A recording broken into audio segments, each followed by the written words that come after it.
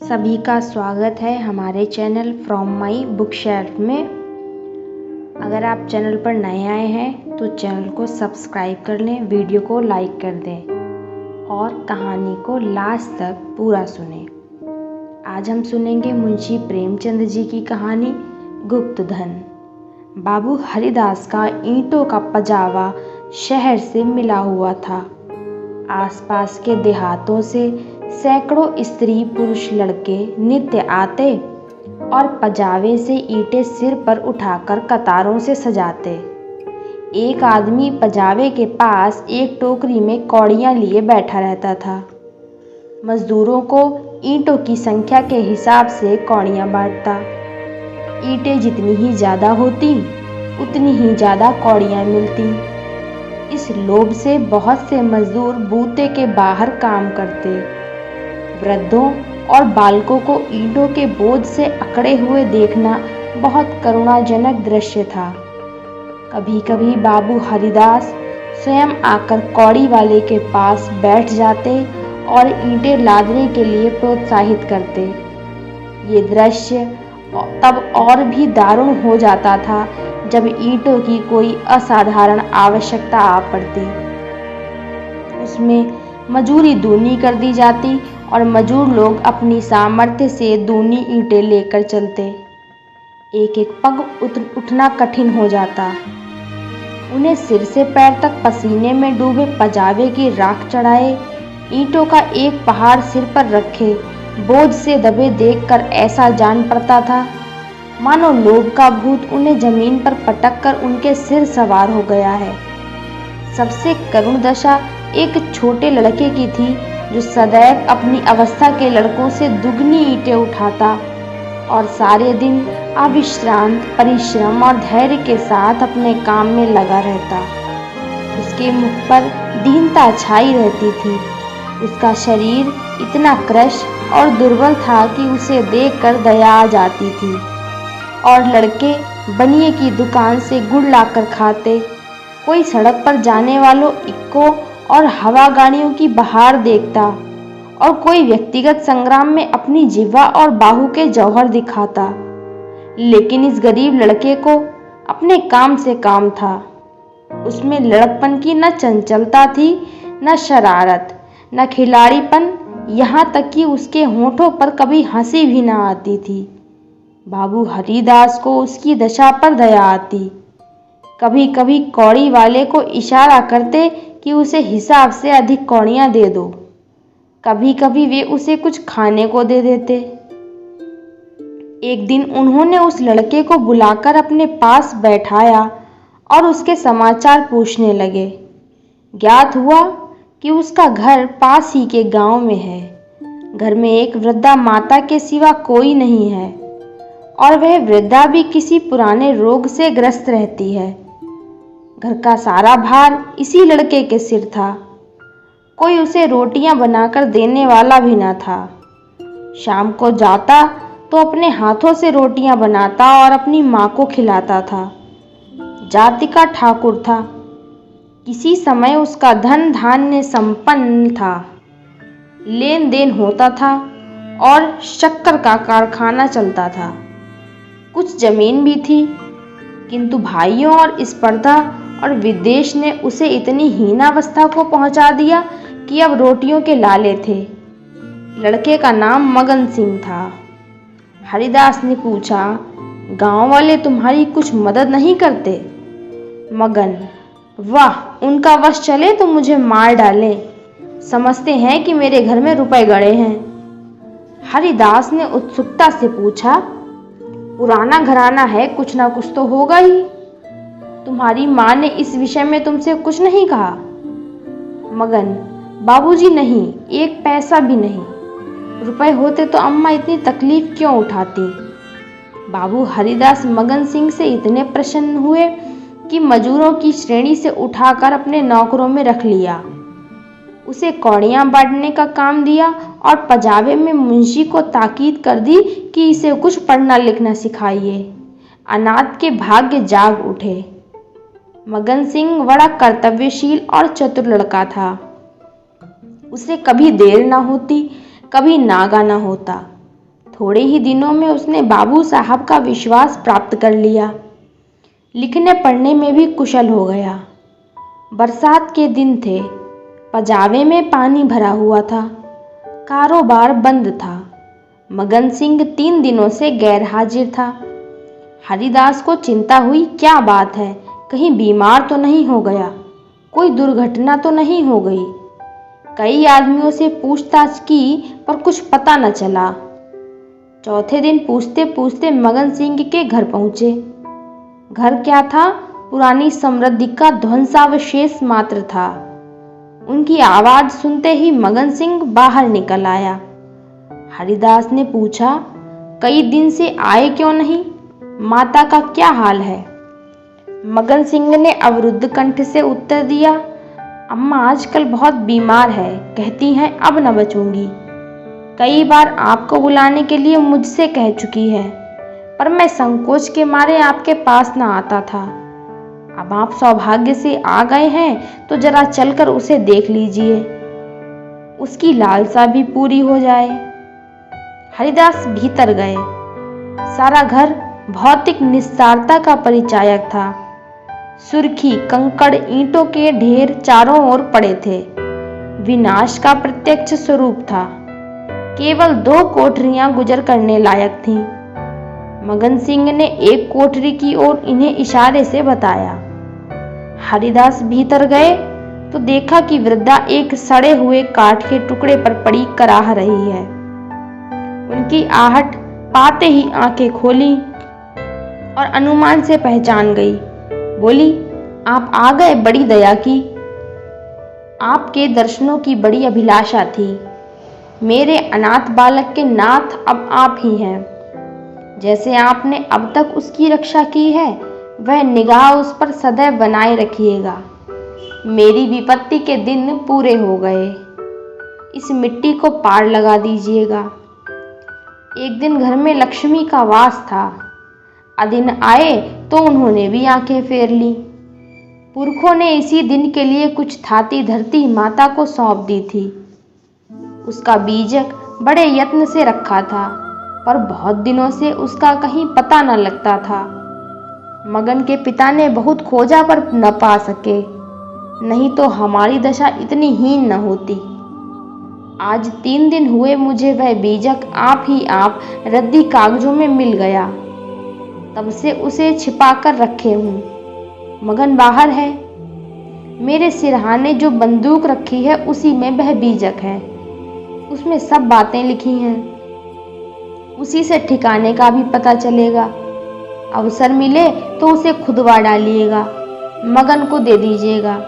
यही कहने के लिए आपको बार बार बुलवाती थी। आपके सिवा मुझे किसी पर विश्वास न था। संसार से धर्म उठ गया, किसकी नीयत पर भरोसा किया जाए। हरिदास ने बीजक का समाचार किसी से न कहा। नीयत बिगड़ गई, दूध में मक्खी पड़ गई। बीजक से ज्ञात हुआ कि धन उस घर से 500 डग पश्चिम की ओर एक मंदिर के चबूतरे के नीचे है। हरिदास धन को भोगना चाहते थे, पर इस तरह की किसी को कानो कान खबर ना हो। काम कष्ट साध्य था। नाम पर धब्बा लगने की प्रबल आशंका थी, जो संसार में सबसे बड़ी यंत्रणा है। कितनी घोर नीचता थी। जिस अनाथ की रक्षा की, जिसे बच्चे की भांति पाला, उसके साथ विश्वासघात। कई दिनों तक आत्मवेदना की पीड़ा सहते रहे। अंत में कुतर्कों ने विवेक को परास्त कर दिया। मैंने कभी धर्म का परित्याग नहीं किया और न कभी करूंगा। क्या कोई ऐसा प्राणी भी है जो जीवन में एक बार भी विचलित न हुआ हो? यदि है तो वह मनुष्य नहीं, देवता है। मैं मनुष्य हूँ। मुझे देवताओं की पंक्ति में बैठने का दावा नहीं है। मन को समझाना, बच्चे को फुसलाना है। हरिदास सांझ को सैर करने के लिए घर से निकल जाते। जब चारों ओर सन्नाटा छा जाता तो मंदिर के चबूतरे पर आ बैठते और कुदाली से उसे खोदते। दिन में 2-1 बार इधर उधर ताक झांक करते कि कोई चबूतरे के पास खड़ा तो नहीं है। रात की निस्तब्धता में उन्हें अकेले बैठे ईंटों को हटाते हुए उतना ही भय होता था जितना किसी भ्रष्ट वैष्णव को आमिष भोजन से होता है। चबूतरा लंबा चौड़ा था। उसे खोदते 1 महीना लग गया और अभी आधी मंजिल भी तय न हुई। इन दिनों उनकी दशा उस मनुष्य की थी जो कोई मंत्र जगा रहा हो। चित्त पर चंचलता छाई रहती, आंखों की ज्योति तीव्र हो गई थी। बहुत गुमसुम रहते मानो ध्यान में हो, किसी से बातचीत न करते। अगर कोई छेड़कर बात करता तो झुंझला पड़ते। पजावे की ओर बहुत कम जाते। विचारशील पुरुष थे। आत्मा बार बार इस कुटिल व्यापार से भागती। निश्चय करते कि अब चबूतरे की ओर न जाऊंगा, पर संध्या होते ही उन पर एक नशा सा छा जाता। बुद्धि विवेक का अपहरण हो जाता। जैसे कुत्ता मार खाकर थोड़ी देर के बाद टुकड़े के लालच में जा बैठता है, वही दशा उनकी थी। यहाँ तक कि दूसरा मास भी व्यतीत हुआ। अमावस की रात थी। हरिदास मलिन हृदय में बैठी हुई काली मां की भांति चबूतरे पर बैठे हुए थे। आज चबूतरा खुद जाएगा। जरा देर तक और मेहनत करनी पड़ेगी, कोई चिंता नहीं। घर में लोग चिंतित हो रहे होंगे, पर अभी निश्चित हुआ जाता है कि चबूतरे के नीचे क्या है। पत्थर का तहखाना निकल आया तो समझ जाऊंगा कि धन अवश्य होगा। तहखाना न मिले तो मालूम हो जाएगा सब धोखा ही धोखा है। कहीं सचमुच तहखाना न मिले तो बड़ी दिल लगी हो, मुफ्त में उल्लू बनूं। पर नहीं, कुदाली खटखट बोल रही है। हाँ, पत्थर की चट्टान है। उन्होंने टटोल कर देखा, भ्रम दूर हो गया। चट्टान थी, तहखाना मिल गया। लेकिन हरिदास खुशी से उछले कूदे नहीं। आज वे लौटे तो सिर में दर्द था। समझे थकान है, लेकिन ये थकान नींद से न गई। रात को ही उन्हें जोर से ज्वर हो आया।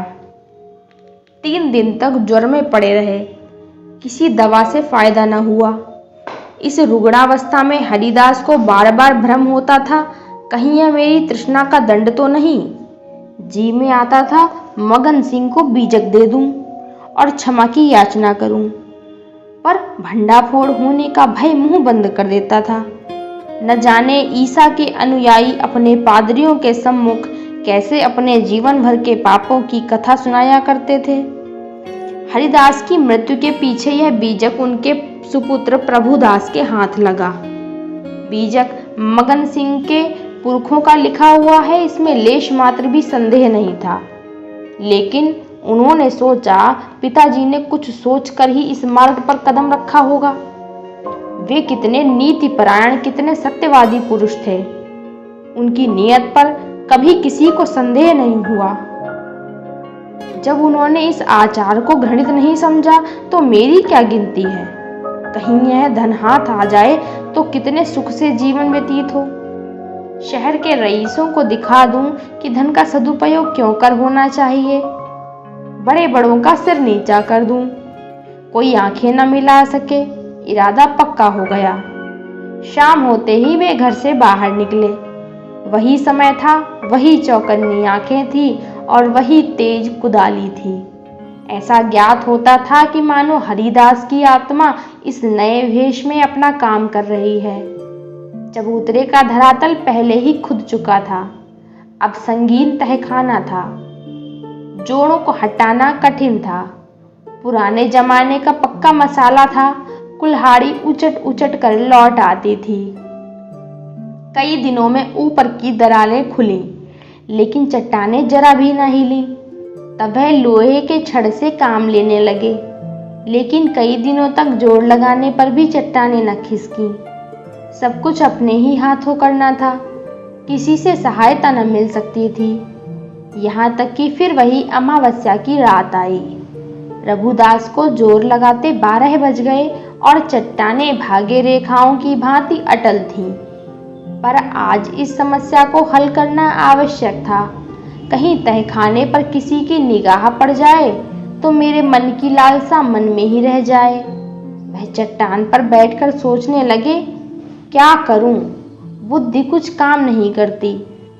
सहसा उन्हें एक युक्ति सूझी, क्यों ना बारूद से काम लूं। इतने अधीर हो रहे थे कि कल पर इस काम को छोड़ न सके। सीधे बाजार की तरफ चले। 2 मील तक का रास्ता हवा की तरह तय किया। वहां पहुंचे तो दुकानें बंद हो चुकी थीं। आतिशबाज हीले करने लगा। बारूद इस समय नहीं मिल सकती, सरकारी हुक्म नहीं है। तुम कौन हो? इस वक्त बारूद लेकर क्या करोगे? न भैया, कोई वारदात हो जाए तो मुफ्त में बंधा बंधा फिरूं, तुम्हें कौन पूछेगा। प्रभुदास की शांतवृत्ति कभी इतनी कठिन परीक्षा में न पड़ी थी। वे अंत तक अनुनय विनय ही करते रहे, यहाँ तक कि मुद्राओं की सुरीली झनकार ने उसे वशीभूत कर लिया। प्रभुदास यहाँ से चले तो धरती पर पांव न पड़ते थे। रात के 2 बजे थे। प्रभुदास मंदिर के पास पहुंचे। चट्टान की दराजों में बारूद रख पलीता लगा दिया और दूर भागे। एक क्षण में बड़े जोर का धमाका हुआ। चट्टान उड़ गई। अंधेरा गार सामने था, मानो कोई पिशाच उन्हें निगल जाने के लिए मुंह खोले हुए है। प्रभात का समय था। प्रभुदास अपने कमरे में लेटे थे। सामने लोहे के संदूक में 10,000 पुरानी मोहरें रखी थीं।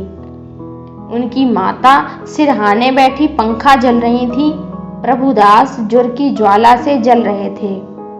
करवटें बदलते थे, कराहते थे, हाथ पांव पटकते थे, पर आंखें लोहे के संदूक की ओर लगी हुई थीं। इसी में उनके जीवन की आशाएं बंद थीं। मगन सिंह अब पजावे का मुंशी था, इसी घर में रहता था। आकर बोला, पजावे चलिएगा, गाड़ी तैयार करूं? प्रभुदास ने उसके मुख की ओर क्षमा याचना की दृष्टि से देखा और बोले, नहीं, मैं आज न चलूंगा, तबीयत अच्छी नहीं, तुम भी मत जाओ। मगन सिंह उनकी दशा देखकर डॉक्टर को बुलाने चला। 10 बजते बजते प्रभुदास का मुख पीला पड़ गया, आंखें लाल हो गईं। माता ने उनकी ओर देखा तो शोक विवल हो गईं। बाबू हरिदास की अंतिम दशा उनकी आंखों में फिर गई। जान पड़ता था यह उसी शोक घटना की पुनरावृत्ति है। वह देवताओं की मनौतियां मना रही थी, किंतु प्रभुदास की आंखें उसी लोहे के संदूक की ओर लगी थीं, जिस पर उन्होंने अपनी आत्मा अर्पण कर दी थी। उनकी स्त्री आकर उनके पैताने बैठ गई और बिलख बिलख कर रोने लगी। प्रभुदास की आंखों से भी आंसू बह रहे थे, पर वे आंखें उसी लोहे के संदूक की ओर निराशापूर्ण भाव से देख रही थी। डॉक्टर ने आकर देखा, दवा दी और चला गया, पर दवा का असर उल्टा हुआ। प्रभुदास के हाथ पांव सर्द हो गए, मुख निस्तेज हो गया और हृदय की गति मंद पड़ गई, पर आंखें संदूक की ओर से न हटी। मोहल्ले के लोग जमा हो गए। पिता और पुत्र के स्वभाव और चरित्र पर टिप्पणियां होने लगीं। दोनों शील और विनय के पुतले थे। किसी को भूलकर भी कड़ी बात न कही। प्रभुदास का संपूर्ण शरीर ठंडा हो गया था। प्राण था तो केवल आंखों में। वे अब भी उसी लोहे के संदूक की ओर सतृष्ण भाव से देख रहे थे। घर में कोहराम मचा हुआ था। दोनों महिलाएं पछाड़ खा खाकर रो रही थीं। मोहल्ले की स्त्रियां उन्हें समझाती थीं। अन्य मित्रगण आंखों पर रुमाल जमाए हुए थे। जवानी की मौत संसार का सबसे करुण, सबसे अस्वाभाविक और भयंकर दृश्य है। यह वज्राघात है, विधाता की निर्दय लीला है। प्रभुदास का सारा शरीर प्राणहीन हो गया था, पर आंखें जीवित थीं। वे अब भी उसी संदूक की ओर लगी हुई थीं। जीवन ने तृष्णा का रूप धारण कर लिया था। सांस निकलती है, पर आस नहीं। इतने में मगन सिंह आकर खड़ा हो गया। प्रभुदास की निगाह उस पर पड़ी। ऐसा जान पड़ा मानो उनके शरीर में फिर रक्त का संचार हुआ। अंगों में स्फूर्ति के चिन्ह दिखाई दिए। इशारे से अपने मुंह के निकट बुलाया, उसके कान में कुछ कहा। एक बार लोहे के संदूक की ओर इशारा किया। आंखें उलट गईं, प्राण निकल गए। ये थी आज की कहानी, गुप्तधन। आशा करती हूँ कि आपको कहानी अच्छी लगी होगी। वीडियो को लाइक करें, चैनल को सब्सक्राइब करें। धन्यवाद।